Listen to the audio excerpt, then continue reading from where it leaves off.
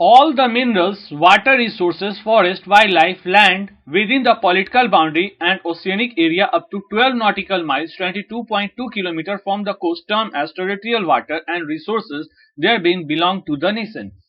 यहाँ पे एक कंट्री का जो नेशनल रिसोर्सेज होता है आपका ओशियनिक बाउंड्री में या आप एक पॉलिटिकल बाउंड्री जहां पे बॉर्डर है वहां उसके अंदर जो भी आपका अवेलेबल रहता है उसको हम लोग बोलते हैं क्या, नेशनल रिसोर्सेज। उसमें minerals, water resources, forest, wild life, land boundary और जो ओशियन में आपका 12 नॉटिकल माइल्स तक अप टू 22.2 किलोमीटर तक आपका जो कंट्री का जो कोस्टल एरिया है उससे ओशियन में अंदर में ओशियन में आपका 12 नॉटिकल माइल्स या 22.2 किलोमीटर तक आपका जो एरिया होगा वो एक नेशनल रिसोर्सेज में आता है या टेरिटोरियल वाटर बॉडी भी हम लोग उसको बोलते हैं। International resources, there are international institution which regulate some resources. यहाँ पे कुछ ऐसा रिसोर्सेज है जो पूरे वर्ल्ड के लिए अवेलेबल है, पूरा वर्ल्ड उसका यूज करता है और ये जो रेगुलेट होता है वो इंटरनेशनल इंस्टीट्यूशंस होते हैं वो रेगुलेट करता है। Oceanic resources beyond 200 kilometre of exclusive economic zone beyond to the open sea and no individual country can utilize this without the concurrence of international institution। यहाँ पे जो ओशियन के अंदर 200 किलोमीटर अप्रॉक्स 108 नॉटिकल माइल्स तक open सी में जहां पे कोई भी कंट्री इसका यूज कर सकता है with the permission of, permission लेना पड़ेगा आपको किससे, इंस्टीट्यूशनल बॉडी से like OPEC, United Nation and different institution जो सेटअप है वर्ल्ड का उससे आपको परमिशन लेना पड़ेगा। On the basis of status of development, यहां पे अब हम लोग डेवलपमेंट के से क्लासिफाई करते हैं रिसोर्सेज को। Potential resources, resources which are found in the region but not have been utilized. यहां पे एक ऐसा रिसोर्सेज जो अभी तक आपका अवेलेबल है बट उसका यूटिलाइजेशन नहीं हुआ है। For the example solar energy, wind energy या डिफरेंट फॉर्म्स ऑफ एनर्जी जो आपका डिफरेंट प्लेसेस पे अवेलेबल है बट उसका यूटिलाइजेशन नहीं हुआ है। एटॉमिक एनर्जी जो हमारे इंडिया में है वो भी आपका आएगा पोटेंशियल रिसोर्सेज में। For example, the western part of India, particularly Rajasthan and Gujarat, have enormous potential for development of wind and solar energy, but so far these have not been developed properly। अब हम लोग यहाँ पे देखते हैं western part of India में, राजस्थान और गुजरात में जो बहुत सा पोटेंशियल एनर्जी आपका अवेलेबल है लाइक विंड और सोलर एनर्जी, बट वो अभी तक डेवलप नहीं है, यूटिलाइज्ड नहीं है। डेवलप रिसोर्सेज, यहां पे अब डेवलप रिसोर्सेज के बारे में देखेंगे। Resources which are surveyed and quality and quantity have been determined for utilization. यहां पे एक ऐसा रिसोर्सेज जो सर्वे किया गया हो और उसका क्वालिटी और क्वांटिटी पता हो, डिटरमाइंड हो, गवर्नमेंट के नॉलेज में हो, तो उसको हम लोग बोलते हैं क्या, डेवलप रिसोर्सेज।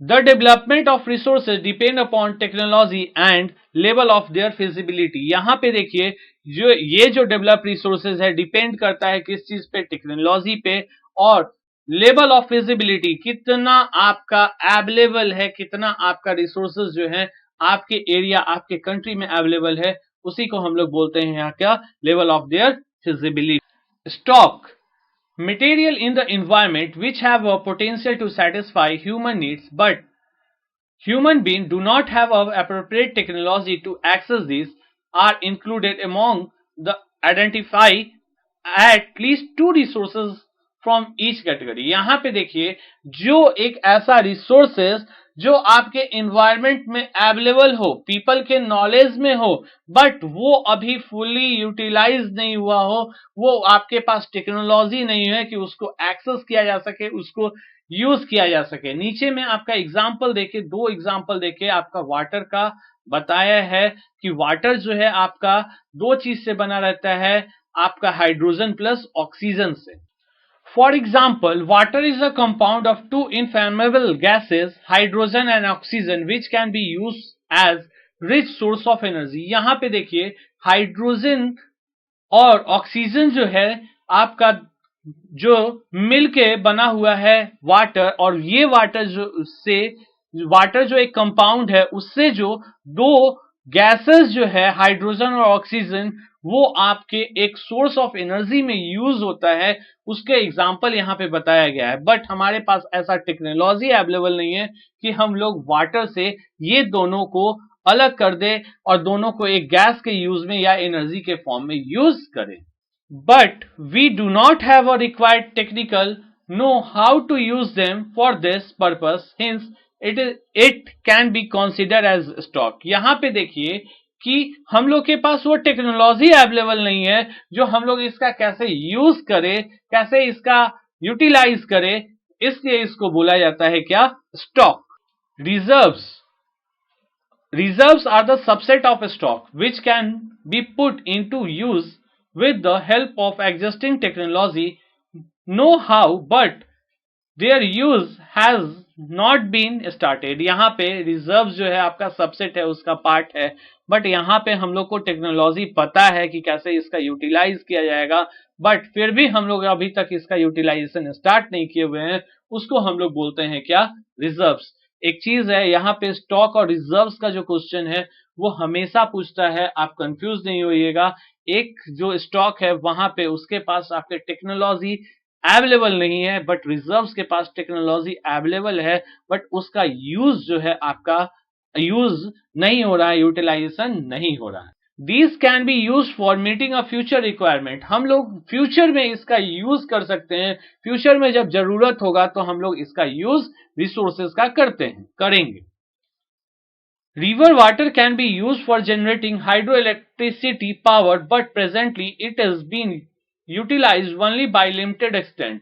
यहाँ पे देखिए कि जो हाइड्रो इलेक्ट्रिसिटी है वो आपका जो रिवर वाटर से जो हाइड्रो इलेक्ट्रिसिटी बनता है, जो इलेक्ट्रिसिटी जनरेट होता है, बट फिर भी हम लोग इंडिया में उसका यूटिलाइज नहीं कर पा रहे हैं। जो हिमालय से जो रिवर निकलता है या जो नेपाल से जो रिवर का जो वाटर है उसमें करेंट जो है, वाटर का फ्लो जो है बहुत ज्यादा हाई होता है, तो हम लोग फिर भी उसका यूटिलाइज नहीं कर रहे हैं इलेक्ट्रिसिटी बनाने में। Thus, the water in the dam, forest, etc. are example which can be used in future. अब हम लोग देखते हैं कि यहाँ पे डैम, फॉरेस्ट, ये सब जो है हमारे लिए एग्जाम्पल है जो हम लोग इसका यूज करेंगे फ्यूचर में। Note, do you know that India has got the right to mine manganese nodules from the bed of Indian Ocean from that area which beyond the exclusive economic zone identify some resources which are international in the nature. यहाँ पे India को जो international body से manganese noodles को निकालने का permission दिया हुआ है beyond the exclusive economic zone. कहां से? एक्सक्लूसिव इकोनॉमिक जोन के बाद।